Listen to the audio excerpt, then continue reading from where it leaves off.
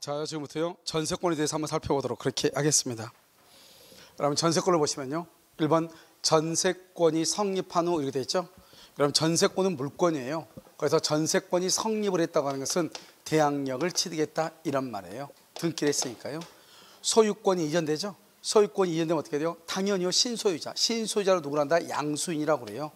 그래서 양수인에게요 전세금 반환을 청구할 수 있어요. 그래서 전세금 반환 채무가 당연히 신소유자에게 이전된다. 이전되는 것은 아니다. 틀렸어. 이전된다 이런 말이에요. 자, 2번은요 전속기간이 시작되죠. 이미 우리 시험에 이미 이거 나왔죠. 전속기간이 시작되기 전에요 전세권 설정에 합의를 하고 전세금을 지급하고 등기를 했잖아요. 그러면 그 등기는 유효이다 무효이다? 유효이다. 그래서 기간이 시작되기 전이라도 유효이다 이렇게. 그래서 전속기간 시작되기 전에 전세권 설정에 등기라면 그때부터 전세권은 효력이 있다 이 말이고요. 우리가 전세권을 설정할 때는 전세금은 반드시요 현실적으로 수수를 해야 돼요. 그렇지 않으면 기존의 채권으로 가름할 수 있어요. 기존의 채권으로 할 수 있다. 가름할 수 있다. 이렇게 기존의 채권으로 가름할 수 있다.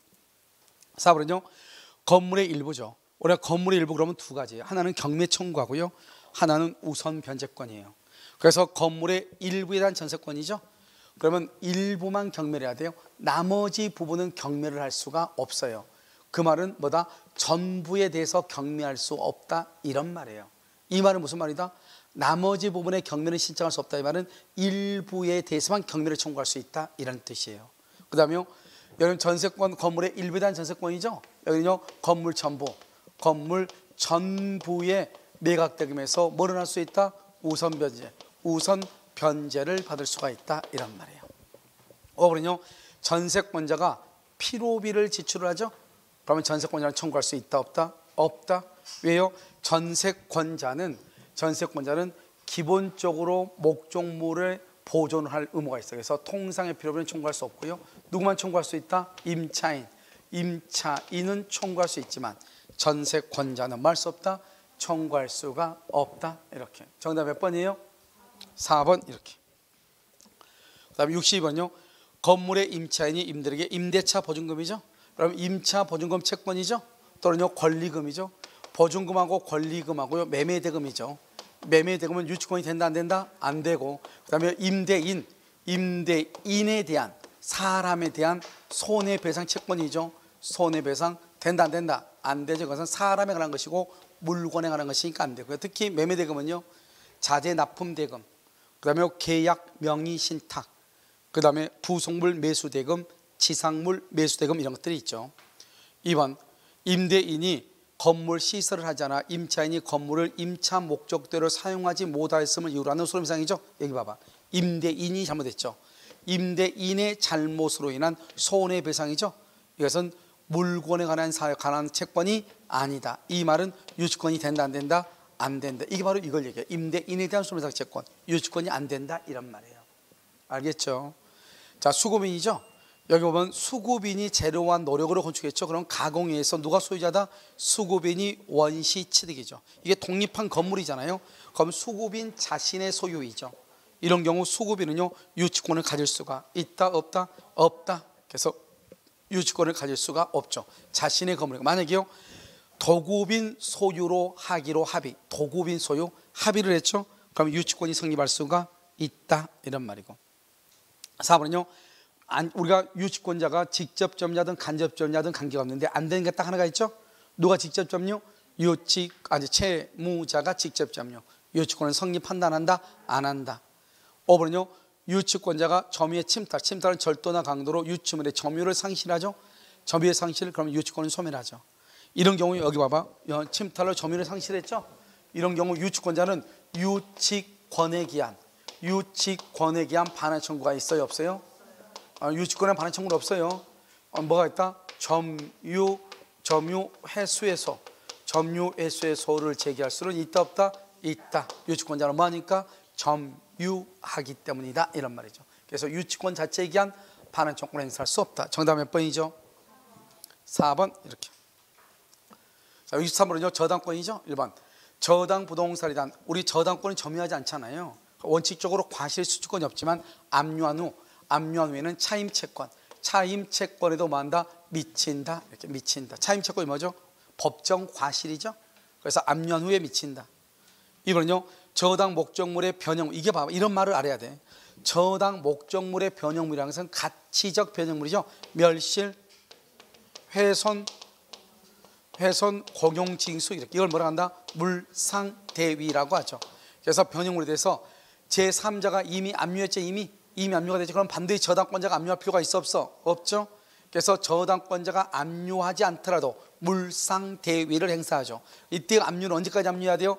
채무자에게 뭐하기 전까지? 지급하기 전까지 압류를 해야죠. 압류. 그래서 이미 지급했다. 이미 누구한테 지급했냐? 뭐죠? 소유자, 채무자에게 지급한 경우, 또는 후순위 권리자에게 지급한 경우 두 가지 있겠죠? 이미 지급했다. 이때는요, 무슨 청구할 수 있다? 부당이득 반환을 청구할 수 있고, 부당이득 반환이요, 후순위한테 반환했을 때는, 지급했을 때는요, 반환 청구가 된다 안 된다? 안 되죠. 압류 전에요.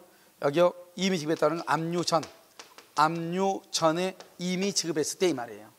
그랬을 때는 채무자에게 지급하면 부당이득 반환을 청구하는데요, 후순위한테 지급하면요, 반환을 청구할 수가 없어요. 알겠죠? 자, 요 3번은요, 저당권은 종된 권리죠. 우리 아까 나왔는데 지역권은 요역지와 분리해서 처분할 수 없죠. 마찬가지로 저당권도 담보한 채권과 분리해서 그 저당권만 타인에게 양도하거나 다른 채권에 담보로 할 수 있다 없다? 없어. 조심해야 돼. 이건 뭐다? 봐봐, 잘 봐. 주어가 저당권은 채권과 분리해서, 그럼 저당권이 주어잖아요. 그런데 이러면 종된 권리죠. 그런데 채권은요, 피담보 채권은 저당권과 분리해서 뭐 할 수 있어? 양도할 수 있어 없어? 양도할 수 있다고. 채권은 주된 권리잖아요. 저당권과 분리해서 양도하면 저당권이 없는 채권을 취득해. 그것을 무담보 채권이라고 그래요. 그런데요, 저당권은 채권과 분리해서 양도하지 못해. 저당권이 채권하고 분리가 된과 동시에 저당권은 소멸하는 거예요. 아시겠죠? 종된 권리니까. 그래서 채권은 저당권과 분리할 수 있지만 저당권은 채권과 분리하지 못한다, 이런 말이에요. 4번, 저당권의 효력은 원칙적으로 저당 부동산에 부합된 물건에 뭐한다? 미친다. 그래서 저당권의 효력은 원칙적으로 저당권 설정 전후를 불문하고 어디에 미친다? 그래서 부합물과 종물에 미친다, 이렇게. 5번, 저당 부동산에 대해서 지상권을 취득한 제3자는 그렇게 되어 있나요? 저당 부동산에 대해서 지상권을 취득한 제3자는 저당권자에게 그 부동산으로 담보된 채권을 변제하고 저당권의 소멸을 청구할 수 있다. 이게 지금 무슨 말이에요? 이게 무슨 말이야? 저당 부동산의 지상권을 취득한 제3자가 누구예요? 제3취득자죠. 제3취득자. 여러분, 이 제3취득자는 몇 가지 요건이 있다고 그랬죠. 언제? 변제기 후 채무자의 의사에 반하더라도, 채무자의 의사에 반하더라도. 그다음 피담보 채권을 뭐라고? 변제하고 저당권 말소, 등기 말소를 하고, 그 다음에 채무자에게 뭐라고? 구상권을 행사를 하고, 만약에 이미 경매가 됐다 그러면 제3취득자는 뭐가 될 수 있고?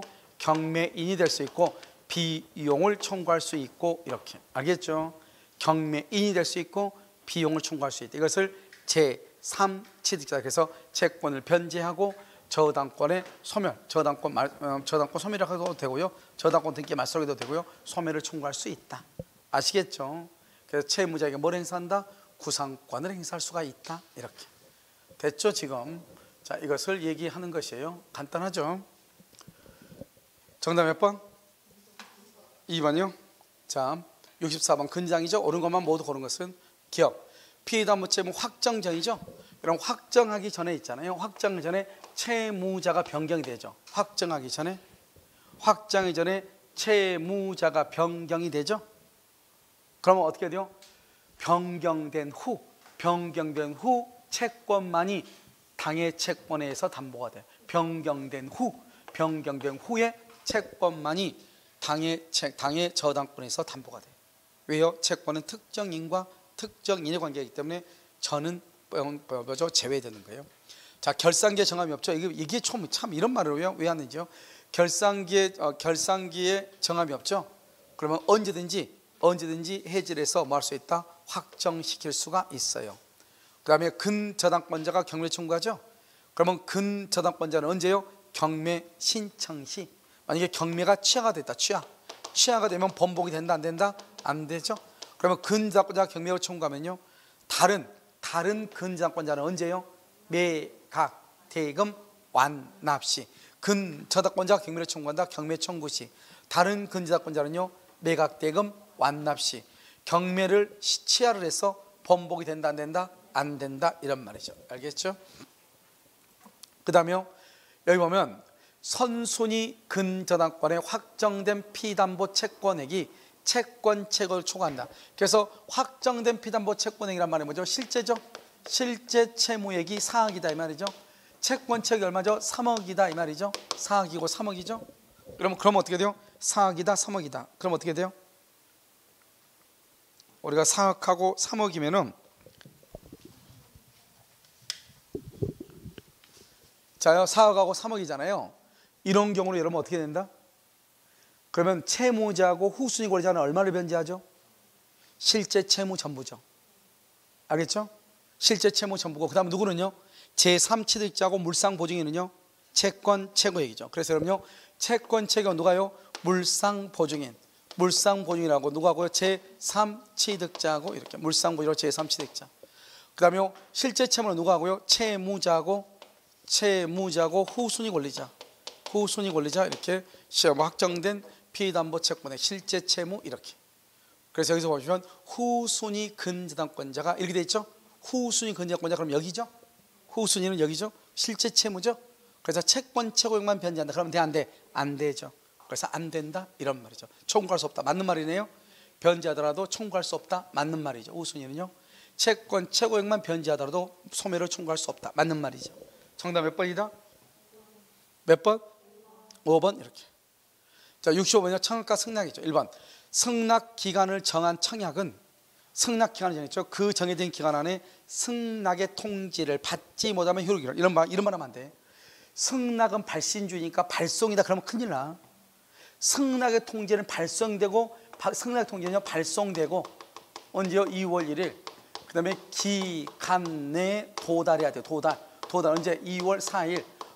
이 도달을 조건으로 2월 1일 계약이 만거다 성립을 해. 그러니까 만약에요, 승낙 통지를 발송했는데 그것이 도달하지 않죠? 그럼 계약은 불성립한 거예요.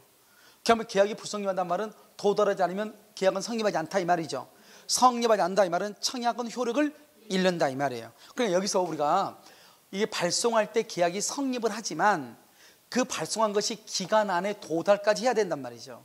만약에 기간 안에 도달했을 때 2월 1일 날 성립한단 말이죠. 그런데 만약에 기간 안에 도달하지 않으면 그럼 어떻게 될 거야? 그러면 청약은 효력을 잃는다. 청약은 효력을 잃는다 이 말은 계약은 성립한다 안 한다? 안 한다 이 말이에요 지금. 그래서 조심해야 돼 이건. 자, 우리가 연착의 통지를 하여할 청약, 이 말은 이렇게 됐죠. 연착의 통지를 언제 하죠? 충분히 기간 안에 도달할 수 있는데 연착이 된 경우죠. 연착의 통지를 하여할 이때는 언제다? 우체국의 사정으로, 이런 말이잖아요. 우체국의 사정으로 연착이 된 경우 연착의 통지를 해야 되고, 연착의 통지를 하면은 계약은 성립한다 안 한다? 안 하고, 연착의 통지를 하지 않으면 계약은 성립하고. 알겠죠? 그래서 연착의 통지를 했느냐? 그러면 계약은 불성립. 연착의 통지를 안 했느냐? 그럼 계약은 성립해. 언제 성립한다? 발송시부터, 발송시에 계약이 성립해. 항상 계약은 발송할 때 성립하니까. 그 다음에 3번 청약자는 연착된 승낙을 뭐로 본다? 새로운 청약. 이것을 무효행위 전환이죠. 이것은 교차 청약이죠. 동일한 내용이란 말이 중요하고요. 그 다음에 양청약이 도달해야 되니까 빨리 도달할 때, 늦게 도달할 때 성립한다. 승낙의 통지가 필요가 없는 경우, 승낙이라는 말이 필요가 없는 경우, 그러한 사실만한테 있는 때. 그럼 있는 때가 뭐죠? 야, 수박 살려면 사, 이렇게 한 통 보내놨단 말이에요 친구가요. 그런데요, 산다 안 산다 말도 없이 수박을 깨먹었어.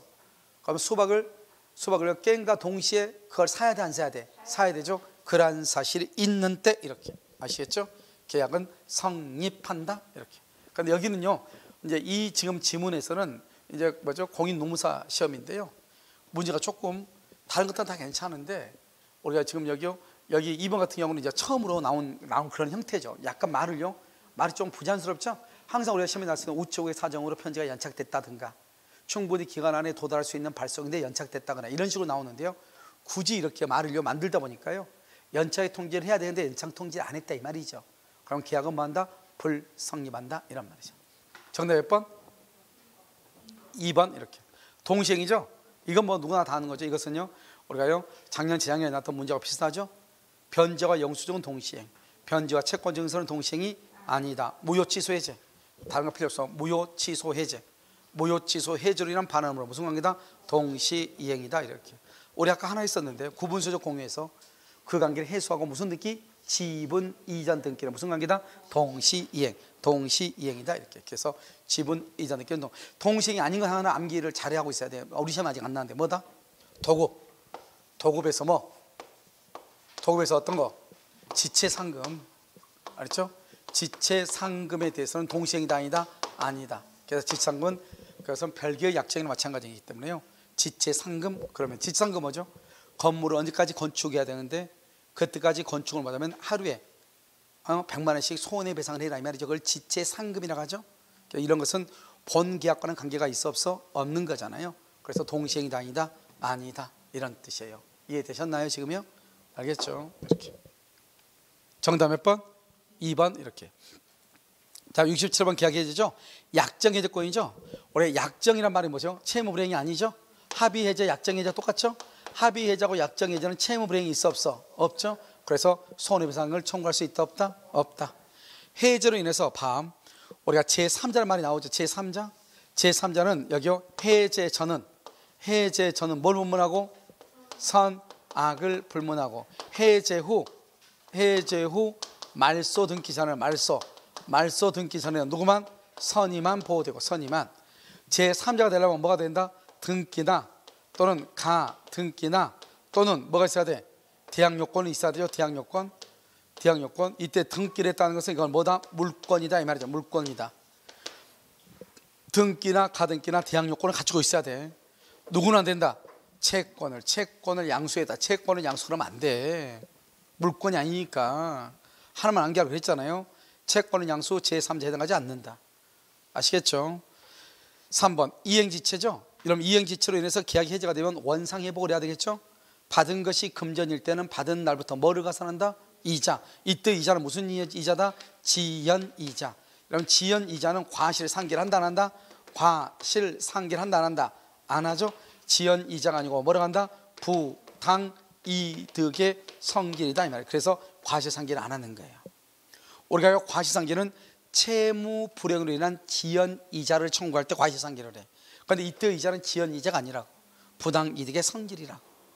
그러니까요, 과실상계를 한다 안 한다? 안 한다 안 한다 이런 말이에요. 알겠죠? 그러니까 여러분 과실상계가 안 되는 거 두 가지가 있다고 그랬죠. 어디하고 어디다? 오늘 했었는데 표현대리 과실상계 안 되죠? 그 다음에 계약의 해제로 인한 원상회복에서 과실상계가 안 되죠. 아시겠죠? 자, 4번은요 이행거절이죠. 이러면 이행거절하고 이행불능하고 4대 요건이 있다고 그랬죠. 이행거절, 이행불능. 첫 번째보다 최고 없이. 두 번째요, 변제기 전이라도, 이행기 전이라도, 변제기 전이라도, 이행기 전이라도. 이미 채무불이행이죠. 그러니까 자신의 채무를 제공한다 안 한다? 안 하죠. 자신의 채무 제공 없이. 네 번째, 해제한다고 하는 해제의 의사를 표시한다 이 말이죠. 아시겠죠? 해제 의사 표시. 그래서 자신의 채무의 이행을 제공할 필요가 없다. 아시겠죠? 이미 채무 불이행이니까. 우리가 자신의 채무의 이행을 제공한다는 말이 무슨 말이다? 이건 언제 하는 것이다? 언제? 채무 불이행이 아닐 경우, 동시 이행 관계에 있을 때 상대방을 이행 지체에 빠뜨리려면 자신의 채무를 제공해야 돼요. 그 다음에 5번은요 원상회복이죠. 여기 나왔네. 계약 해지로는 원상회복. 그 다음에 표현대리, 과실상계란 말을 쓴다 안 쓴다? 안 쓴다. 알죠? 적용된다 안 된다? 안 된다. 그래서 딱 두 가지. 해제에 따른 원상회복, 과실상계가 적용된다 안 된다? 안 된다. 아시겠죠? 정답 몇 번? 5번 이렇게. 68번 담보 책임이죠? 경매. 경매에서는 권리의 하자만 담보 책임이죠? 여기 물건의 하자. 물건의 하자를 뭐라고 한다? 법률적 장애라고 하죠. 법률적 장애라고 하죠. 이 물건의 하자의 경우는 담보 책임을 물을 수 없다. 이게 이제 문제예요. 2번은 놔두고요. 자, 3번부터 봐. 전부 타인의 권리죠? 그러면 전부 타인의 권리는 악의의 매수인. 악의의 매수인은 계약을 말 수 있다. 해지할 수 있죠. 선악불문하고. 그 다음에 선인 경우 뭐를 할 수 있다? 손해배상. 선인은 손해배상이죠. 이때 손해배상은 무슨 이익배상이다? 이행 이익배상이다. 그래서 전부 타인의 권리와 일부 타인의 권리에서는 무슨 이익을 배상한다? 이행 이익배상을 한다. 이런 말이에요. 그래서 악의의 매수인은 계약을 해지할 수 있지만 전부 타인의 권리에서 손해배상 청구할 수가 없다. 자, 4번은요. 매매 목적물의 하자로 인한 매수인의 매도인에 대한 하자 담보 책임에 의한 손해배상이죠. 이런 봐봐. 우리가 물건의 하자죠. 물건의 하자의 경우는 선이 무과실의 경우 6개월의 담보 책임이잖아요. 그래서 6개월의 제척기간이죠. 제척기간에서 동시에 손해배상 청구권은 그야말로 청구권이죠. 청구권에 뭐에 걸린다? 소멸시효. 형성권에 뭐에 걸린다? 제척기간. 그래서 손해배상 청구권은 6개월의 제척기간에 걸린다고 법에 규정되어 있다 하더라도 판례가 뭐라고 얘기했다? 소멸시효에 관한 규정이 적용된다. 소멸시효 10년의 소멸시효가 적용된다. 왜?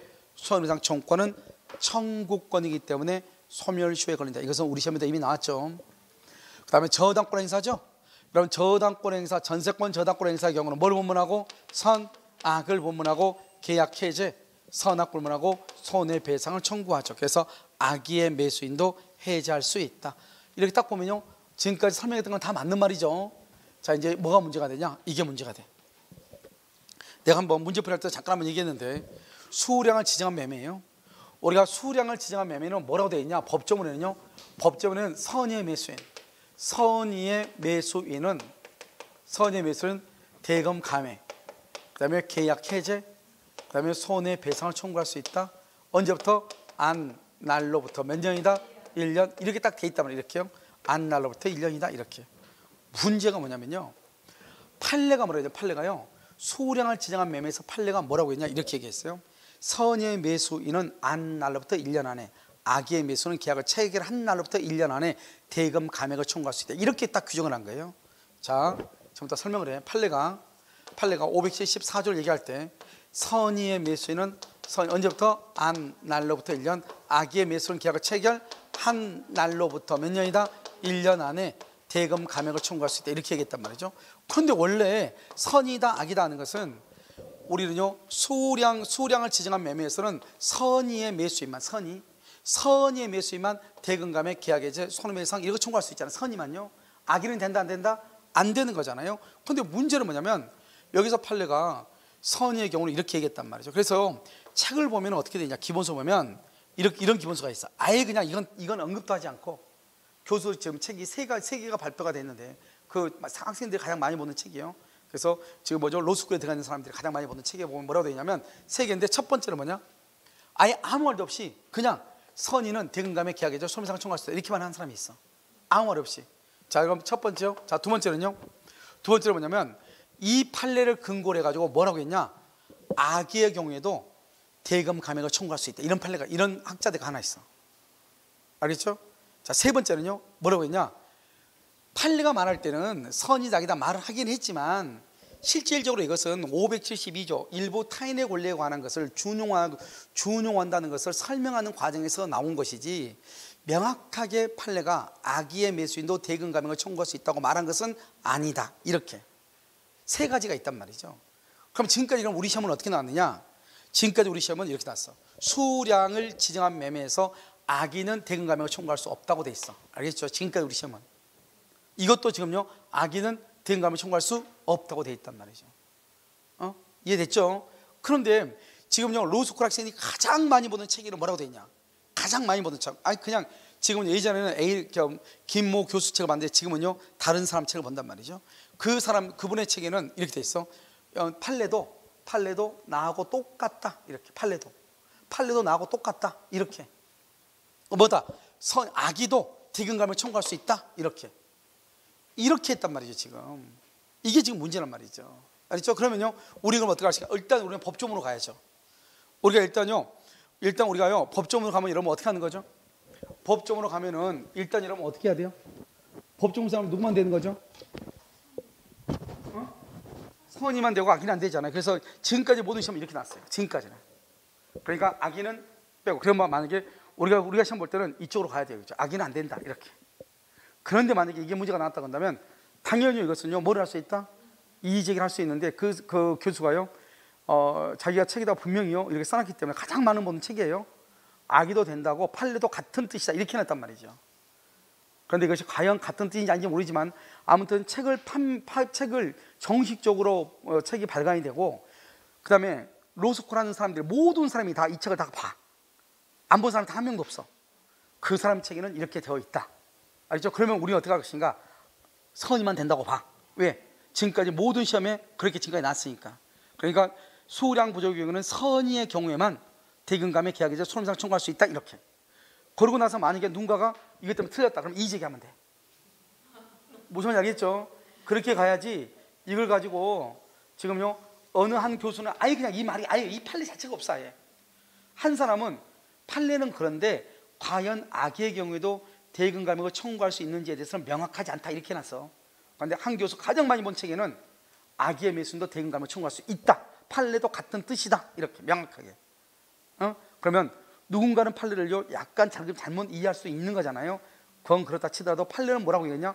574조에서 선인은 안 날로부터 악인은 계약을 체결한 날로부터 1년 안에 대금 감액을 청구할 수 있다. 이렇게 돼 있어 판례는. 그런데 이 판례가 과연 572조를 설명하는 과정에서 나온 것인지 그것은 명확하지 않지만 소송이 되면요 반드시 이 사람은 책임을 져야 돼. 무슨 말인지 알겠죠? 그래서 책임을 져야 되기 때문에 여러분요 일단은 뭐로 한다? 원칙으로 간다. 악인은 된다 안 된다? 안 된다 이렇게 간다. 아시겠죠? 그런데 만약에 어떻게 해서 내가 잘못 찍어서 이걸 찍었다. 선이도 악이도 된다 해가지고 그때는 무조건 갈 수 있어요. 왜냐하면 책이 분명히 발표가 되어 있고 그 책에 된다고 되어 있으니까. 왜냐하면 옛날에 책에 뭐라고 했냐면 우리가 그 전세권에서 전세권자의 잘못으로 목적물의 일부가 멸실이 됐을 때 전세권은 소멸한다 소멸하지 않는다 이것 때문에 문제가 됐단 말이죠. 알겠죠? 그런데 그때도 행정심판에서 뭐라고 했냐면 모두가 다 모든 사람들이 다 그것을 소멸한다고 보는 것이 아니고 일부 학자들은 소멸되지 않는다고도 보고 있다. 그렇기 때문에 일부 학자들의 견해도 존중돼야 된다 이렇게 얘기했단 말이죠. 그렇게 해가지고 그 지문을 맞는 걸로 해놨어. 알겠죠? 그렇기 때문에 우리도요 충분히요 반드시 그 책에는 그렇게 나와 있기 때문에 나중에 문제가 돼서 할 수 있는데, 그렇다고 해서 그걸 믿지 말고 일단은요 지금도 여기 지금 봐봐 감정평가에서 올해 시험에도 악인은 된다 안 된다 안 된다고 나온 거잖아요. 아시겠죠? 그리고 일단 안 된 걸 본다. 그리고 봐봐 여기요 어디 있어? 여기도 보면 여기는 이제 우리가 정확히 얘기했죠. 손해배상 청구권은 원래 6개월의 제척기한인데 판례가 10년의 소멸시효도 걸린다 이랬단 말이죠. 그렇기 때문에 우리가요 제척기한에 걸리는데 소멸시효 걸리지 않는다고 볼 수도 없다 이랬단 말이죠. 그래서 여기에서 우리가 나왔는데 이것은 이제 우리 시험에도 나왔으니까 여러분들이 그거 뭐 당연히 알아야 되고, 지금 2번이 문제가 되는 것이다. 수량 부족해서. 아시겠죠? 하지만 어떻게 한다? 선이만 된다고 이렇게 선이만 대금감의 계약이지 손해배상. 아시겠죠? 만에 하나라도 만약에 이 문제가 또 나왔다. 그럼 무조건 이의제기 되겠어요. 그리고 무조건 그 사람이 그 교수가 증인만 쓰면 100% 성공할 가능성이 있다. 알겠죠? 됐죠? 자 69번요. 갑은 자기 소유 주택에 대해서 을과 매매계약을 체결하고 계약금과 중도금 받아. 중도금 받았다고 돼 있네. 이게 중요해. 중도금. 제3자 병이 방한해. 자 제3자 병이 방하고 중도금 받았고 제3자 방한해. 그러면은 뭐다? 갑은요 을한테요 매매 대금을 청구할 수 있다 없다? 없죠. 그것만 보면 돼요. 그것은 뭐냐? 갑이 을에게 대금을 청구할 수 없는 것을 대가 위험이라고 그래. 그래서 갑이 대가 위험을 부담함으로 잔금의 지급을 청구할 수 없고, 을은요 대금을 지급할 의무가 없고, 갑은요 계약금과 중도금 받은 것을 반환해야 되고. 그런데 우리가 채권법은 임의규정이니까 당사자 간의 합의로 반환하지 않을 수도 있고, 그래서 잔금 지급권을 잔금 지급 정권을 인정하기로 하는 특약도 뭐가 되고 유효하고 유효하고 이렇게. 아시겠죠? 5번 갑과 을 상호간에 채무불이행 말도 안 되죠. 채무불이행은요 세 마디를 써. 채무불이행은 무슨 말이 반드시 있어요? 세 마디. 오케이. 채무자가 귀책 사유가 있어야 되죠. 언제 원시적 후발적 후발적으로. 근데 지금요 제3자가 방화했죠. 그러니까 채무자가 잘못이 있어요, 없어요? 없죠. 그래서 채무 불이행이란 말이 나와 안 나와? 안 나와. 그래서 채무 불이행 그 말이 나오면 큰일 나. 손해배상 청구권이 발생한다. 틀렸어요. 정답 몇 번이다? 5번. 70번은요. 갑은 을에게 자신의 토지를 1억 원에 매도하는 매매계약을 체결하면서 갑의 병에 대한 채무 1억 원이 있으므로 을이 병에게 매매대금 1억 원을 지급하기로 했다. 제3자에 대한 계약이죠. 자요, 갑의 잘못이죠. 그럼 갑의 잘못으로 을이 계약을 해지하죠. 그런데 만약에 을이 병한테 지급한 매매대금을요, 병에게 반환 청구할 수 있다, 없다? 없죠. 수익자는 계약의 당사자가 아니다. 청구할 수 없다. 여기 재밌는 말이죠. 갑과 병 사이가 누구죠? 요약자와 수익자죠. 요약자와 수익자를 뭐라 한다? 제3자죠. 제3자 수익자가 다른 말로 대가관계죠. 대가관계의 흠결은 갑하고 을하고 병하고의 영향을 미친다, 미치지 않는다? 미치지 않는다. 그래서 존재하지 않는다. 을은 병에게 항변권을 행사할 수 있다, 없다? 없다. 없어. 알겠죠? 대가관계의 존재, 대가관계가 존재하지 않는다고 해가지고 을이 병에게 대금의 지급을 거절할 수는 없는 거예요. 3번은요, 갑과 을 간의 매매계약이 허위표, 갑하고 을하고 뭐죠? 보상관계죠. 보상관계가 허위표시로서 무효이죠. 그럼 우리가 수익자, 상속인, 수익자, 계약상, 지위를 승계한 자는 107, 108, 109, 110조에서 제3자 아니다? 아니죠. 뭐죠? 수익자, 상속인, 지위를 승계한 자는 제3자가 아니죠. 그러니까 통정의 표시로서 갑과 을이 무효로 할지라도 수익자는 선이든 악이든 수익자는 보호된다, 안 된다? 안 된다. 그래서 수익자에게도 무효를 말할 수 있다, 주장할 수 있다. 그 다음에 을이 지금 채무불이행이죠. 중요한 것은 병이 수익의 의사를 표시했어. 그럼 병한테는 권리가 발생했죠. 그런데 을이 불이행이죠. 해제는 누가 한다? 해제는 갑, 요약자가죠. 손해배상은 누가 한다? 병이 할 수 있다. 병은 손해배상을 청구할 수 있고, 갑은 계약을 말 수 있고, 갑은 계약 해지한다. 갑은 해지한다고 다 있나요? 병이 손해배상을 청구할 수 있다. 자, 그다음에 마지막으로요, 을이 병에게 수익 여부에 대해서 채굴을 했죠. 을이 병에게. 그런데 병이 확답을 하지 않으면 수익을 만 것으로 본다? 거절한 것으로 본다. 수익을 거절. 이렇게. 정답 몇 번이다? 2번이요. 이렇게. 자, 70번 일방 예약이라고 되어 있죠. 그러면 예약은 뭐죠? 언제나 채권 계약이에요. 그래서 예약이 성립하려면 내용이 확정되어 있거나 확정될 수 있어야 돼. 이런 예약 완결권 뭐죠? 완결권은 형성권이죠.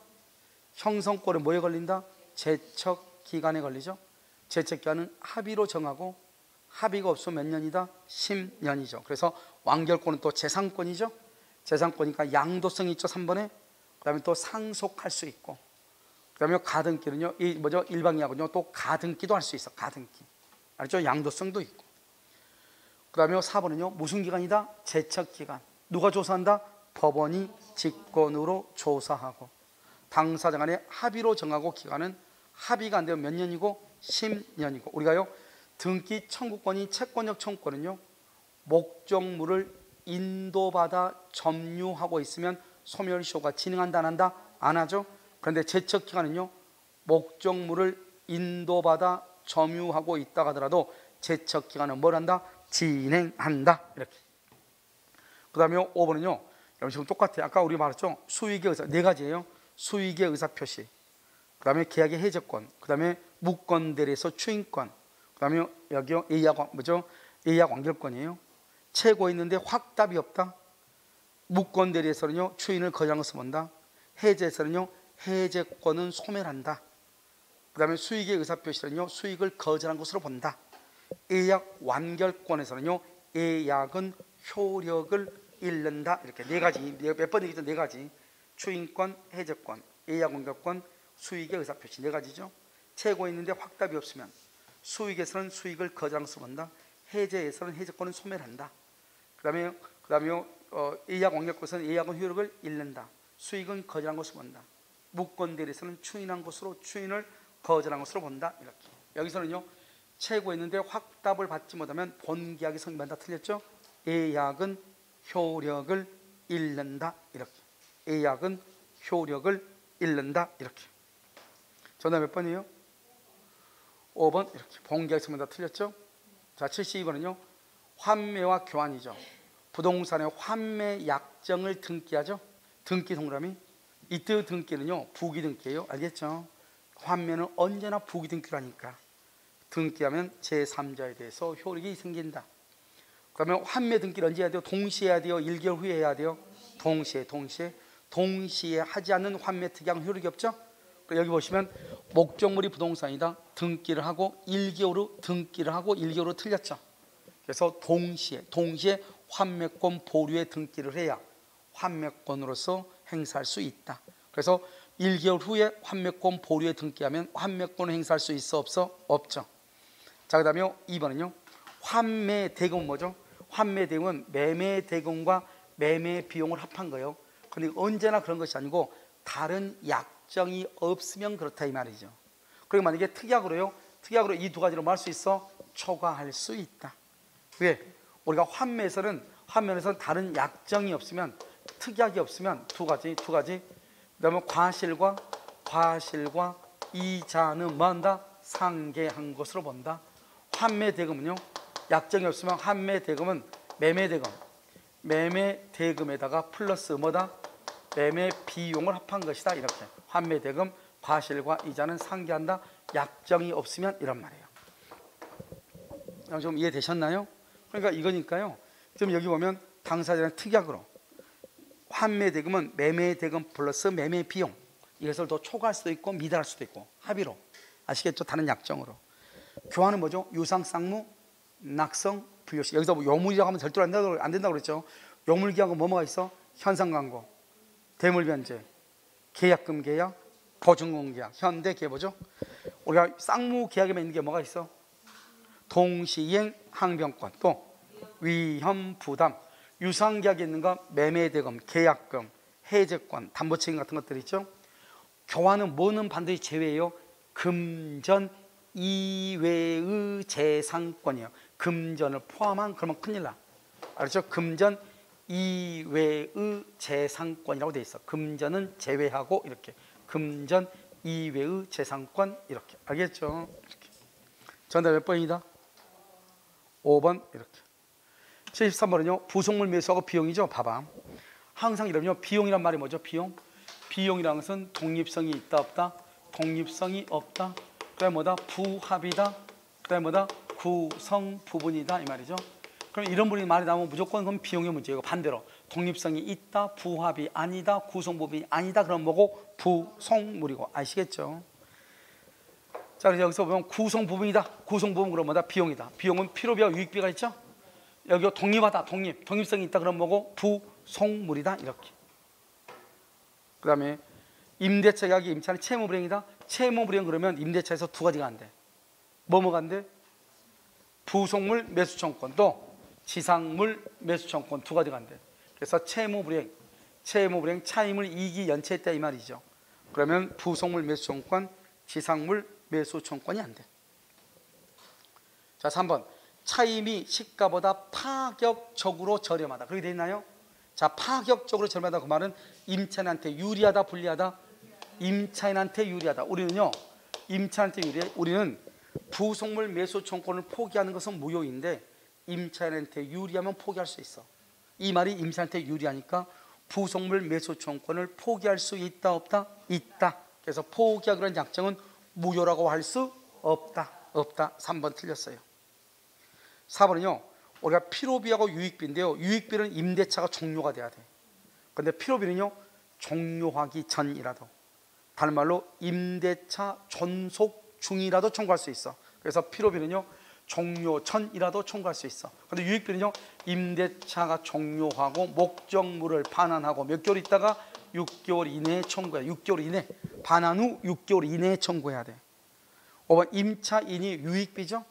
유익비는 반드시 종료시. 부속물 매수도 종료시예요. 유익비도 종료시. 근데 필요비는요. 지출 즉시 청구해. 종료 전이라도 청구해. 알겠죠? 그래서 가액의 증가가 현존하죠.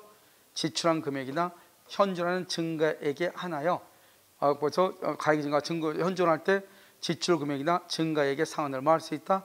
의무가 있다. 알겠죠? 그래서 우리는요 항상 유익비는 누구의 선택이다? 회복자의 선택. 다른 말로 소유자죠. 회복자의 선택, 소유자의 선택 이렇게. 그 다음에요 뭐지? 다 있어요? 자, 정답 몇 번이죠? 3번이요 이렇게. 자, 14번은요 갑은 자기 소유 건물에 대해서 을과 임대차 계약을 체결했고 을은 갑의 동의를 얻어 임차권을 병에게 양도했다. 동의 있는 임대, 동의 없는이네요. 동의 없는 전대차네요. 1번 을의 무단 양도를 이유로 갑이 임대차 계약을 해지하지 않는 한 원래 동의 없는 임차권의 양도는 해지를 해야 되는데 해지하지 않았죠. 그럼 여전히 갑하고 을하고는 유효다 이 말이죠. 그래서 갑은 을에게 차임을 말할 수 있다. 청구할 수 있다. 2번요 을의 무단 양도를 이유로 갑이 임대차 계약을 해지하지 않죠.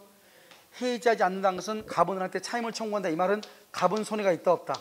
갑은 손해가 없다 이 말이죠. 손해가 없으니까 병에게 불법 점유를 이유로 손해배상이나 부당이득을 청구할 수가 있다 없다? 없다 이 말이죠. 그래서 손해가 없으니까 병한테 부당이득이나 손해배상을 청구를 못하는 거예요. 알겠죠? 같이 연결되는 거예요 지금 이게.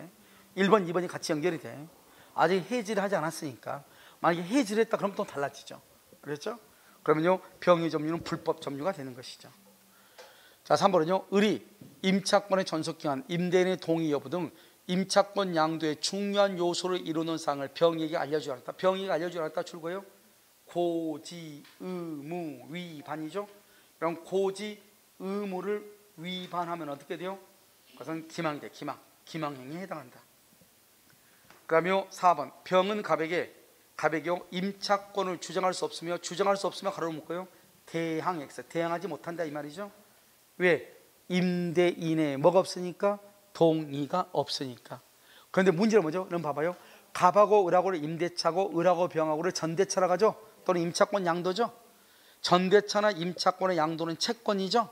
채권은 특정인과 특정인이죠. 특정인이죠. 그래서 을하고 병 사이에 임차권 양도는 효력이 뭐한다? 있다. 맞죠? 생긴다. 4번 틀렸죠. 그런데 5번은요 원래는 우리가요 임차권의 양도나 전대를 할 때는 임대인의 동의가 있어야 되잖아요. 그런데요 부부가 공동으로 가구점을 경영하고 있었고요 임차인이 남편이요 양수인인 자기 아내한테요 임차권을 집주인한테 묻지도 않고 임차권을 양도나 또는 전대차를 했다 이 말이죠. 이러한 경우라 할지라도 임대인에게 배신적 행위이다 아니다? 아니죠. 동의가 없다 할지라도 대항할 수 있다. 다른 말로 임차권을 해지할 수 있다 없다? 없다. 해지권이 인정되지 않을 수 있다. 해지권이 인정되지 않는다 이런 말이에요. 자, 정답 몇 번이죠? 몇 번? 4번. 4번. 그래서 여러분 을과 병 사이에 임차권 양도 효력은 생기죠. 단지 양수인 병은 갑에게 임차권을 주장할 수는 없다. 대항하지는 못하지만 을과 병 사이의 전대차, 을과 병 사이의 임차권 양도는 임대인의 동의를 불문하고 유효이다 이 말이죠. 단지 뭐하지 못한다? 대항하지 못한다 이렇게. 자, 75번 주택임대차죠. 임대차는 등기가 있으면요 당연히 대항력이 있고 우선변제, 최우선변제가 있어.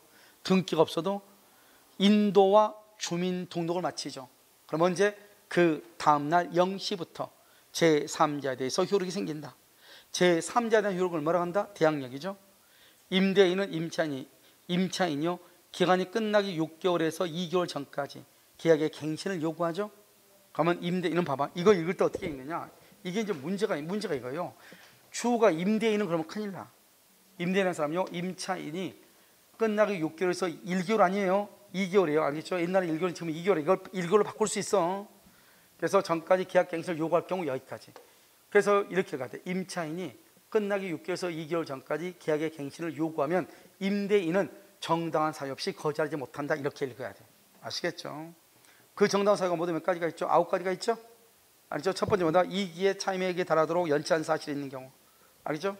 부정한 방법으로 임대차한 경우, 합의로 보상한 경우, 이런 거 쭉 있잖아요. 그다음에 직계 존비속이 직접 거주할 경우, 임대인을 비롯한 직계 존비속.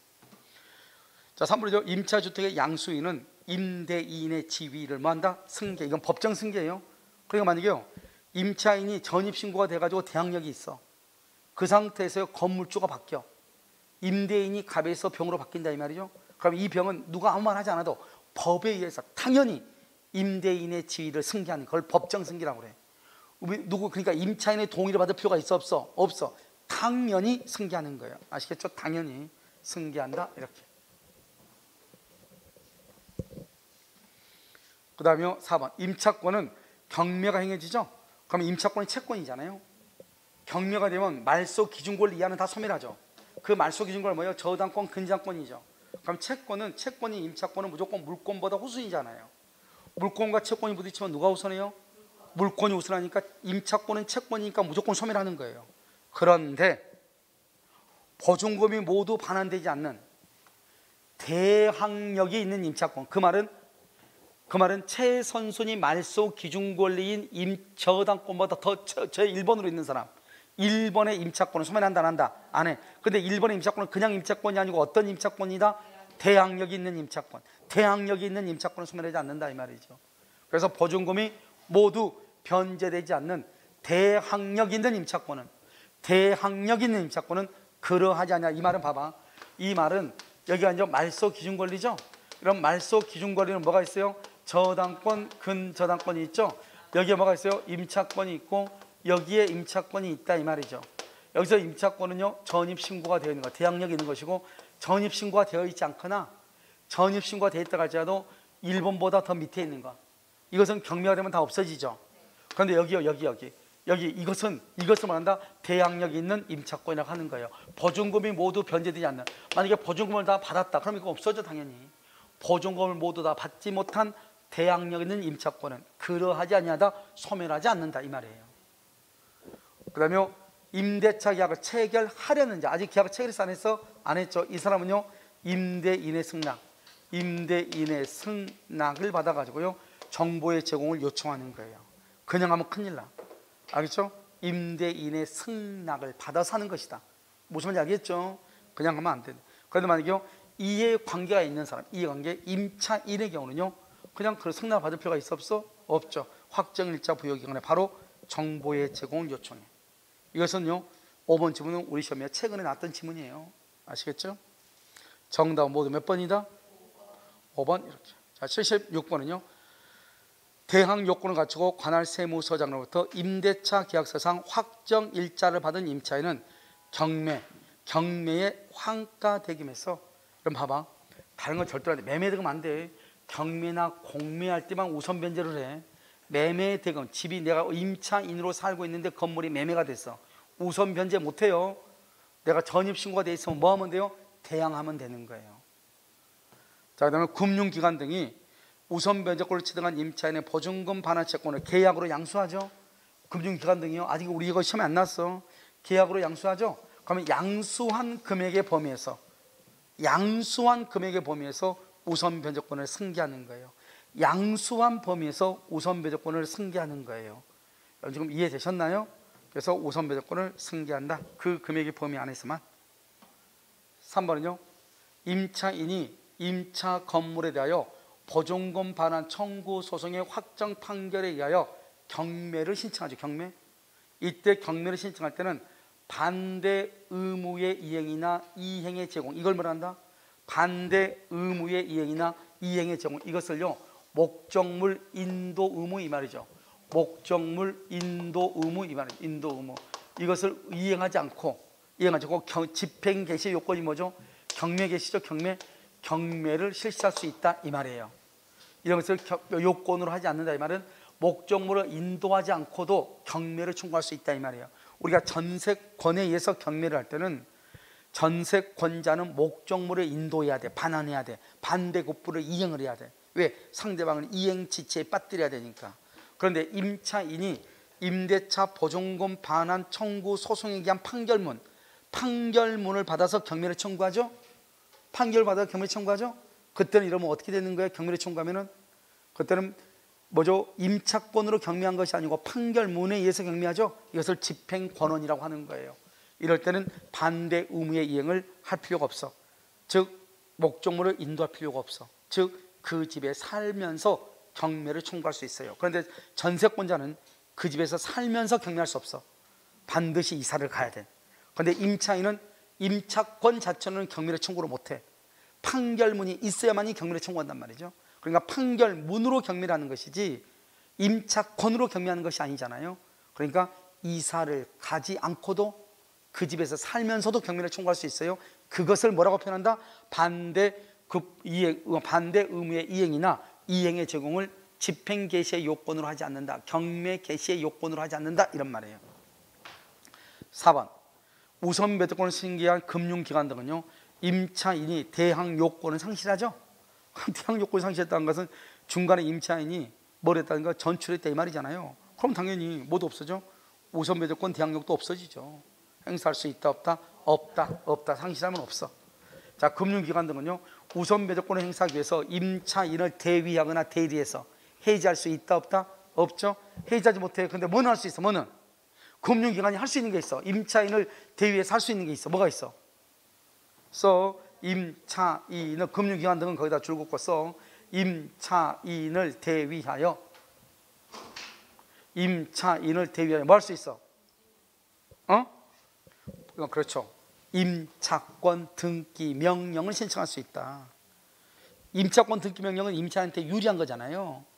그래서 임차인이 임차권 등기 명령에 의해서 등기도 하지 않고 이사 가려고 하면 그건 막아야죠. 그래서 임차권 등기 명령을 청구할 수 있지만 뭐는 안 된다? 우선 변제를 받기 위해서 해지할 수는 있다 없다? 없다. 이 두 가지 구별하라고. 무슨 말인지 알겠어요? 알겠죠? 정답 몇 번이다? 4번. 이렇게. 자, 77번 후수인 권리자 박스에. 후수인 권리자는 무조건 3대 원칙이에요. 후수인은 뭐? 청산기간 동안, 그 다음에 또 써. 변제기 전이라도 경매를 청구할 수 있다. 자, 후수인은요 3대 원칙. 청산기간 내 변제기 전이라도 경매를 청구할 수 있다. 이렇게.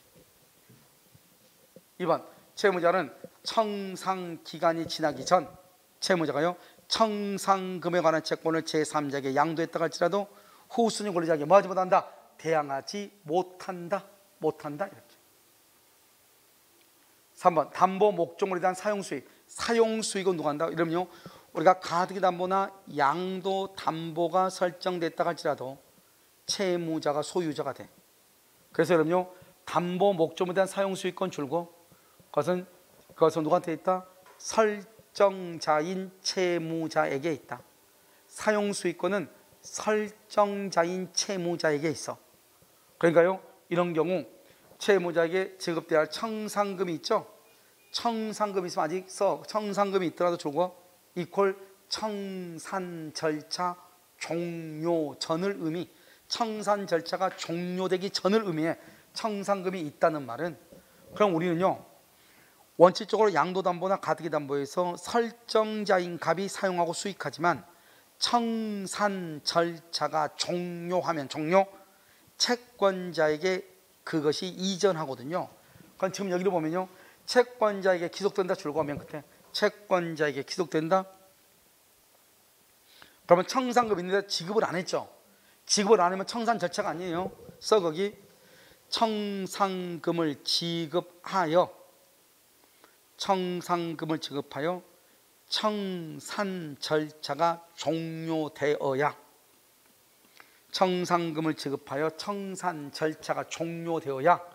알죠? 맨 끝에 채권자에게 기속한다 이런 뜻이에요. 알겠죠? 근데 여기는요 지금 맞아요 틀려요? 틀리죠. 알겠죠? 자 4번 우리가 경매죠. 강제경매 줄고 4번에 강제경매 써요. 저당권 근저당권과 함께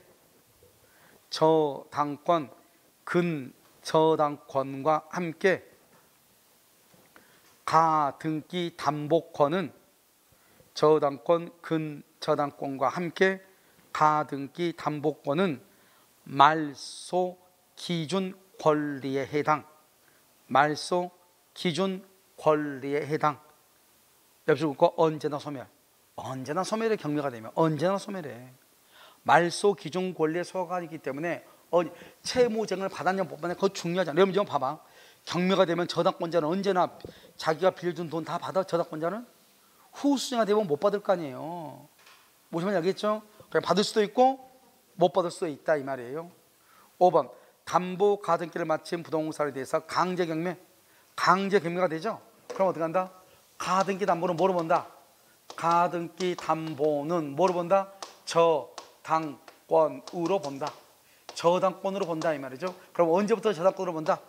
경매가 신청될 때부터다, 아니면 가등기 담보가 설정될 때부터다. 언제부터 저당권으로 본다? 가등기 담보는 경매가 되면은 저당권으로 봐. 언제부터 저당권으로 봐? 담보 가등기를 마친 때. 담보 가등기를 마친 때. 여러분 경매 신청 시부터 그러면은 너무 늦잖아요. 담보 가등기를 마친 때를 기준으로 담보 가등기를 마친 때를 기준으로 저당권으로 본다 이 말이죠. 그래서 그때를 기준으로 순위가 결정이 되는 거예요. 알겠죠? 그러니까요, 담보 가등기 마친 때는 2월 1일인데요. 이 뭐죠? 나중에요, 저당권이요 3월 1일이다. 그럼 누가 더 빨라요? 담보 가등기가 더 빠르다 이 말이에요. 아시겠죠? 이렇게. 정답 몇 번이에요? 5번. 이렇게. 자요, 78번이죠. 공용 부분 줄 거예요. 공용 부분. 그럼 공용 부분은요, 전유 부분으로 변경. 공용 부분을 전유 부분으로 변경, 거기까지 줄 것이고 3분의 2 이상의 결의. 3분의 2 이상의 결의가 있어야 돼. 전에는 4분의 3이었어요. 4분의 3이 이번에 바뀌었어. 얼마로 바뀌었어? 3분의 2로 바뀌었어. 알겠죠? 자, 구조상, 이용상 독립돼야 돼. 독립성. 독립이 되어 있어야 돼. 맞죠? 독립이 되어 있어야 되는 거고요. 그 다음에 2번은요, 구분 소유자 중 일부가 공용 부분의 일부를 아무런 권한 없이 점유 사용. 우리 예전에는 공용 부분을 누군가가요, 식당 하는 사람이 일부를 점유 사용해도 그 사람은 손해배상을 안 했어요. 이제는 손해배상 해야 되는데, 해야 돼 안 해야 돼? 해야 된다고 했죠. 공용 부분의 일부를 권한 없이 점유 사용하죠. 그러면 다른 구분 소유자들에게 임용 상당의 손해가 발생한 것으로 볼 수 있다. 알죠? 손해배상 해야 돼. 아직 이거 시험 안 나왔어. 이거 우리 시험에 판례, 중요한 판례인데 아직 안 나왔다고. 그래서 여러분 보면 우리 식당 같은 한 사람 보면 맨 끝에 있는 식당, 그 사람들은 뭐 거기 끝에 자기 복도가 자기네 거죠. 그냥 거기 뭐 장독대 같은 거 막 했잖아요. 쌀포대 싸놓고 거기 다 돈 내야 되는 거예요. 왜요? 다른 사람들도 사용해야 되는데 그 사람들만 사용하고 있으니까. 아시겠죠? 자, 대지에 대해서, 그럼 대지 사용권의 종류로 뭐가 있어? 대지 사용권의 종류로 뭐가 있어? 지상권, 전세권, 임차권, 소유권 아니에요. 대지 사용권은 대부분이 소유권이죠. 지상권, 전세권, 임차권도 된다. 지상권, 전세권, 임차권도 된다. 대부분은 소유권이지만 대지권의 종류는 뭐가 된다? 우리가 여러분 등기할 때 대지권의 종류 등기하잖아요. 소유권 대지권, 지상권 대지권, 전세권 대지권 하잖아요. 그래서 그런 것도 될 수 있다. 자, 집합 건물의 관리단이죠. 관리단 구분 소유자 전원 줄거. 설립행위가 필요하지 않죠? 당연히 설립해. 당연히 성립한다고. 응? 하지 말고 당연히 성립한다. 알겠죠? 당연히 성립해. 알겠죠? 전원으로 이렇게. 5번 구분 건물이 물리적으로 여기 재밌는 말이죠. 물리적으로 완성되기 전이란 말은 건물로서의 기둥, 지붕, 주백이 다 만들어지기 전에 이 말이죠. 전이라 할지라도 건축 허가 신청 등을 통해서 구분 의사가 객관적으로 표시가 되면 아파트죠. 아파트, 빌라, 연립주택 구분 행위의 존재를 인정한다. 이 구분 행위를 말한다 법률 행위라고 하는데 구분 행위 존재를 인정해. 그런데 봐봐, 물리적으로 완성되기 전이라고 되어 있죠. 그런데 여기요, 구분 의사가 객관적으로 표시가 됐죠.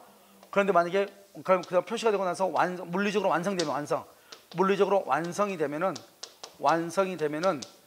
대장에 대장에 등록하기 전이라도 등기 전이라도 구분 소유를 인정하는 거예요. 구분 소유를 인정을 해. 우리 여러분 뭐라고 생각하면 돼? 이렇게 생각하면 되는데, 여러분요, 건물 신축하죠. 여러분 건물 신축하면 등기해야지 소유자예요? 등기 없이도 소유자예요? 그러니까 똑같은 말이에요. 알겠죠? 여기는 물리적으로 완성되기 전이란 말은 우리가 구분 행위가 있어야지 구분 소유권이 인정되는데, 처음부터 아파트를 지었다거나 분양 목적으로 빌라를 지었다고 하는 것은 아직 건물이 짓기 전이라도 이 사람들은 분양 목적을 가지고 있다. 이 말은 구분 소유를 할 의사를 가지고 있다 이 말이잖아요. 그걸 구분 행위라고 하는 거예요. 그렇게 해서 건물이 완성이 되잖아요. 그러면 대장에다가 건축물 대장을 만들고 등기부를 만들어야 될 거 아니에요. 대장이나 등기부를 만들기 전이라 할지라도 건물이 완성됐죠. 그럼 신축 건물이죠.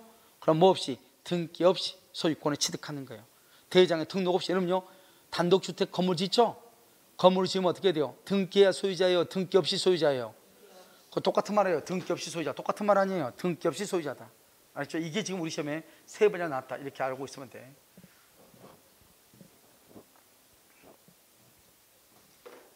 정답 몇 번이죠? 2번 이렇게. 자, 79번이요. 실명법이죠. 올해 명의신탁이죠. 그럼 명의신탁은 그것은 공이다 사익이다? 사익이죠. 103조 위반이다 아니다? 아니다. 103조 위반이 아니니까 불법 원인 급여가 아니에요. 2번 신탁자와 수탁자가 혼인하죠. 그럼 언제부터? 그때부터. 약정이 체결된 때부터 그러면 안 돼. 그때부터 혼인한 때부터 유효가 돼. 이혼해서 그러면 어떻게 돼? 이혼하면 그러면 어떻게 돼? 명의상이 했는데 이혼을 했어. 처음에는 둘이 혼인해가지고 뭐죠? 탈법의 목적이 없어서 그럼 유효죠. 그럼 둘이 이혼해서 그럼 뭐가 돼요? 그때부터는 여전히 유효이다. 일방이 사망해서 그러면 어떻게 돼요? 상속인과 사이에서 여전히 유효이다. 각 처음에 유효했던 것이 사정 변경이 있다고 해서 무효가 될 수는 없는 거잖아요. 그러니까요, 사실혼 배우자 무효, 명의신탁. 그 두 사람이 혼인, 그러면 그때부터 유효. 이 사람이 이혼해도 유효. 일방이 사망해도 유효, 상속인하고. 알겠죠?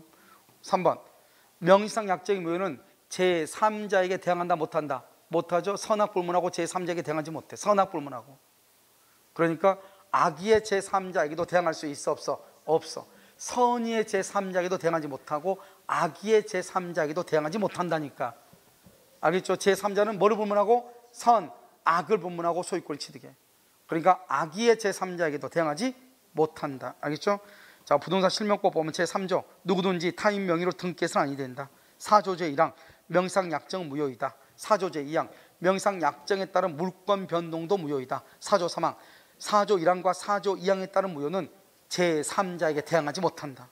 이때 제3자는 누구를 포함한다? 선, 악을 불문하고. 이렇게 모르는 사람 한 사람도 없죠. 이것은. 자요, 4번 농지법이죠. 필요 없어. 농지법이고 뭐가 필요 없어. 알죠? 명의신탁 자체는 그것은요 103조 위반이다 아니다? 아니라고. 불법 원인 급여이다 아니다? 아니라고. 그래서 판례가 농지법이라고 달리 볼 이유는 없다. 그래서 명의상 약정은 농지법이든 말든 관계없이 명의신탁 약정 자체는 103조 위반이다 아니다? 아니다. 103조 위반이 아니니까 불법 원인 급여이다 아니다? 아니다. 그래서 맨 끝에 불법 원인 급여에 해당한다 이 말은 103조 위반이다 이런 말이죠. 그런데 여기요 농지법에 따른 명의신탁도 공익이다 사익이다? 사익이다 이런 뜻이에요. 알겠죠? 아직 이건 우리 시험에 안 나왔다. 다음 5번도 이런 것이 우리는요 문제로 많이 나왔지만 직접적으로 이렇게 안 나왔어. 우리는 뭐라고 되어 있냐 봐봐. 8조에 법령상 제한의 해피를 목적으로 하지 않거나 강제집행 면탈의 목적으로 하지 않거나 조세를 면탈할 목적이 없는 경우 부부간의 명의신탁, 그 다음에 종중과 종혼간의 명의신탁, 종교단체와 산하단체 간의 명의신탁, 종교단체와 산하단체 간의 명의신탁, 종교단체와 종교단체 장과의 명의신탁이 아니라고. 내가 말했죠. 목사가 자기 앞으로 등기하면 나쁜 놈이라고 얘기했죠. 알겠죠? 그래서 봐, 여러분 종교단체 장이 누구예요? 목사 아니에요. 목사 명의로 등기하면 된다 안 된다? 절대로 안 된다고. 알겠죠? 종교단체와 산하단체. 산하단체라고 하는 것은 뭐 예를 들어 뭐 성교원이라든가 기도원이라든가 그런 게 있잖아요. 그렇게 하는 것은 괜찮다 이 말이죠. 알겠죠? 그런데 여기는 보면 종교단체 장의 명의로 명의신탁이다. 된다 안 된다? 안 된다. 그것은 무효가 돼. 아시겠죠? 그래서 이것이 이제 직접적으로 이렇게 나온 것은 처음이야. 아직 이런 식으로 우리 시험에 나온 적은 있어 없어? 없어. 우리 시험은 보통 이렇게 나오지 않고 부부간의 명의신탁이다 이렇게 해가지고요 명의상 약정 유효, 물권 변동 유효이다. 다른 설명 좀 많은 것에서 틀린 것을 이렇게 주로 나왔단 말이죠. 사례형으로. 직접적으로 이렇게 나온 적은 있다 없다? 없다. 이거 잘 알아야 되겠죠. 그러니까 우리가요 봐봐. 우리가 예상 문제가 있고 기본적으로 지켜야 될 문제가 있죠. 지켜야 될 문제는 뭐죠? 기출문제죠. 기출문제는 적어도 85% 이상 90%가 나와. 그러니까 그건 지켜야 되죠. 그런데 우리가 예상해야 되는 문제가 있잖아요. 아직까지 나온 문제 나오지 않는 거, 나오지 않는 것을 우리가 이제 예상을 해야 되잖아요. 알겠죠? 그래서 예상해야 되는데요. 그런 것이 지금 여기서 나오지 않는 것이니까요. 이렇게 보시면 돼요. 무슨 알겠죠? 나머지는 다 시험에 다 나왔어요. 여기 5번에 이런 형태의 문제만 안 나왔다. 이런 뜻이에요. 아시겠죠? 정답 몇 번이다? 3번 이렇게. 3번은요 옳은 것을 고른 거예요. 예. 마지막으로 2020년 5월 신탁자금과 그의 친구 수탁자 의뢰 X부동산에서 명상약정이죠. 명상약정을 하고 의리 봐봐. 수탁자가 계약의 당사자. 수탁자가 계약의 당사자가 되는 것은 무슨 신탁이라고 그래? 계약명의신탁. 계약명의신탁. 그래서 계약 명의신탁이다. 여기 봐봐. 계약 명의 신탁이라는 것은 수탁자가 직접 계약을 체결한다 이 말이에요. 중간생략은요, 신탁자가 계약하고 수탁자한테 등기한다 이 말이죠. 자기는 등기를 안 했으니까 중간생략이죠. 여기는 계약 명의 신탁이죠. 소유권 이전 등기를 마쳤다. 그럼 이 등기 마쳤는데 문제는 뭐냐면 여기서 매도인이에요. 매도인 병이죠. 매도인 병이 이것을 알고 있었냐 모르고 있었냐 이 말이죠. 선이냐 악이냐. 선이면은 누구다? 을이 소유자고, 악이면 누구다? 을은 소유자다 아니다? 아니죠. 누가 소유자다? 병이 소유자다. 이렇게 이게 되는 거죠 이게요. 그러니까요, 매매에서는 매매, 여기 지금 매매잖아요. 매매에서는 매도인이 선이냐 악이냐를 따지는데 만약에 경매이다. 경매이다 그러면 언제나 누가 소유자다? 언제나 경락인 을이 소유자가 돼. 경락인 을, 수탁자 을이 소유자가 돼. 언제나 매매일 때 매도인이죠. 매매일 때는 선이냐 악이냐를 따져. 매도인이 선이냐 악이냐. 매매일 때는. 자, 여기서도 우리가 아직까지 우리 시험에 안 나온 게 두 가지가 나와. 첫 번째 명상약정 무효. 매도인이 몰랐다. 선이죠. 선이 그러면 누가 소유자다? 을이 소유권 취득할 수 없다. 틀렸죠. 취득할 수 없다. 틀렸어. 자, 그 다음 여기까지 우리 다 나왔어. 명의신탁약, 이건 우리 시험에 안 나왔지 아직.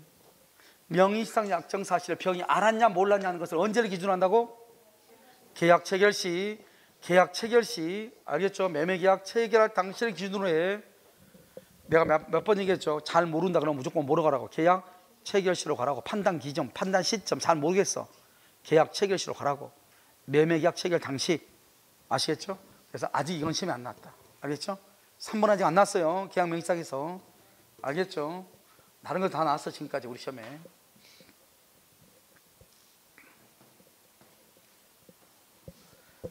그 다음에요. 자, 4번. 을이 X의 소유자가 될 경우 이렇게 돼 있나요?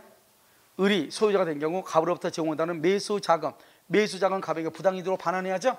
자, 매수자금 동그라미하고 유치권이 된다 안 된다? 안 된다. 그래, 유치권이 않는 거 세 가지. 권리금, 보증금, 매매대금. 매매대금의 네 가지. 자재납품대금. 여기 계약 명의신탁. 그 다음에 또 뭐? 지상물 매수대금, 부속물 매수대금. 네 가지. 안 된다.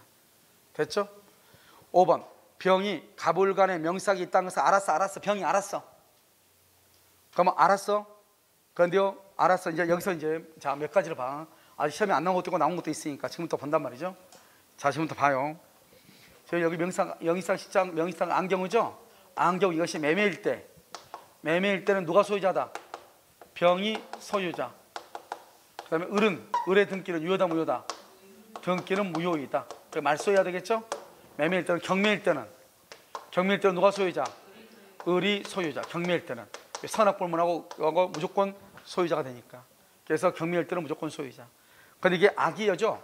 이 악이인데 만약에 병이 매도인 병이 갑의 것으로 인정시 그러면 갑은 병에게 등기를 청구할 수 있다. 자, 이 정도만 이렇게 요약을 해놓으면 무슨 말이냐? 일단 병이 악이잖아요. 그럼 병이 악이면은 그러면 수탁자 앞으로 되어 있는 등기는 무효이고 그 등기는 말소를 해야 되는데 처음부터 수탁자고 매도인 간의 계약을 갑의 것으로 하기로 합의가 있다 이 말이죠. 갑의 것으로 하기로 매도인이 나중에 인정을 했다 이 말이죠. 그러면 수탁자고 매도인 간의 계약을 누구하고 계약으로 봐주는 거예요? 신탁자고 매도인 간의 계약으로 봐주는 거예요. 그러니까요, 신탁자가 등기를 말 수 있다. 청구할 수 있죠. 이것은 우리가 어디서 배웠냐? 이번 주, 전번 주 토요일 날인가? 우리가 그 물권법 특강 있죠? 특강할 때 했단 말이죠. 알겠죠? 물론 기억은 안 나죠. 이틀 지났으니까요. 알겠죠? 그런데 그때 보면 매도인 병이 수탁자와의 계약 관계를 신탁자의 것으로 인정을 하면, 갑의 것으로 인정을 하면 갑이 다시 병한테 등기를 청구할 수 있는 거예요. 알겠죠? 아직 이거 시험에 안 나왔고, 알겠죠? 시험에 안 나왔다. 그런데 알죠? 병이 알았죠? 알았으면 을은 수탁자는 소유자가 아니지만 수탁자가 정한테 처분하죠? 그러면 정은 모르는 정 그럴 필요 없어. 정은 뭐를 법문하고? 선악을 법문하고 소유권 취득해. 선악을 법문하고 소유권 취득한다고. 알겠죠? 당연히 모르는 정은 당연히 소유권을 취득하죠. 그러니까 여러분 여기 봐봐. 지금 계약명상에서 웬만한 거 다 나왔다고. 다 나왔는데 지금 안 나오는 거, 우리 시험에 안 나온 거 이거 지금 언제를 기준으로 선의 악의를 따지냐. 아직 안 나왔다고. 그 다음에 여기서 보면 이거 만약에 그러면 수탁자가 악의인데, 아니 매도인이 악의인데 수탁자와의 계약관계를 신탁자의 것으로 인정을 하면은 그때 신탁자는 매도인한테 등기를 할 수 있다, 청구할 수 있다. 이 두 가지가 아직 안 나왔다고. 알겠죠? 그럼 무조건. 그래도 이제 또 한 가지는 뭐냐면 이런 거예요. 또 한 가지 이거. 우리가 매매가 만약에 알았죠. 병이 알았죠. 병이 알면 그럼 어떻게 돼요? 매매에서는 병 앞으로 소유권이 복귀가 되죠. 소유권이 복귀가 되죠. 을 앞으로 되어 있는 등기는 무효가 되죠. 그러니까 이 등기의 말소 의무하고 이 사람은 소유권이 복귀하니까 대금 반환을 해야죠. 대금 반환 의무는 무슨 관계다? 동시이행이다. 이렇게. 알겠죠? 이거 아직 안 나왔고, 이거 아직 안 나왔고, 이거 아직 안 나왔고. 그 다음에 계약 성립 당시, 매매계약 성립 당시의 기준으로 선의 악의를 따진다. 이거 아직 안 나왔다. 아시겠죠? 세 가지 안 나오고 나머지 다 나왔다고 보면 돼. 무슨 말인지 알겠죠? 그 다음에 항상 우리가 계약명시상에서는 이것이 매매냐 경매냐를 꼭 봐라. 경매면 뭐가 된다? 매도인의 선악보물하고 무조건 누가 소유자다? 수탁자가 소유자고, 매매면은 매도인이 선이면 수탁자가 소유자고, 매도인이 악이면은 수탁자는 소유자가 아니고, 수탁자가 소유자가 아니면 수탁자는 등기를 말소유자 되고, 그 다음 매도인은 받은 대금을 반환해야 되죠. 이 두 가지로 무슨 관계고? 동시이행이고, 매매 대금에 대해서는 유치권이 된다 안 된다? 안 되는 것이고. 알겠죠? 이 몇 가지를 여러분들이 지금 이 문제를 통해서 뭐죠? 암기를 하고 있어야 된다 이 말이에요. 무슨 말인지 알겠죠? 이 문제는 여러분요 나중에 다시 9월달에요 9월달에 이제 9월하고 10월하고 특강이 들어가기 전에 다시 한번 이거 가지고 백선 만들어서 다시 한번 강의를 할 거란 말이죠. 그렇다 하더라도 이 정도는 알고 있어야 되겠죠. 아시겠죠? 그래서 여기서 이제 보시면 우리가 이제 그 일부러 지금 올해요 새롭게 나왔던 판례에 관한 문제들을 집어넣어놨단 말이죠. 만약에 여러분들도 만약에 실제로 현장에 가서 문제를 보다 보면 학원에서 100% 다 이걸 커버링을 할 수는 없단 말이에요. 그런데 이제 어느 정도 우리가 딱 보면 실제로 학원에서 듣지 않았던 문제가 있다 할지라도 우리가 그것을 이제 응용을 해서 다른 지문들을 통해서 답을 맞출 수도 있기는 있죠. 그런데 답이 안 나온 경우도 있을 거 아니에요. 그런 경우는 뭐 여러분들이 당하지 않고 또 다른 내용의 것들이 있으니까. 아시겠죠? 그래서 참고해서 잘 하시면 된다 이런 말이에요. 그래서 이제 물권법의 경우에는 감정평가사는 항상 새로운 이렇게 판례들의 문제가 나오니까요.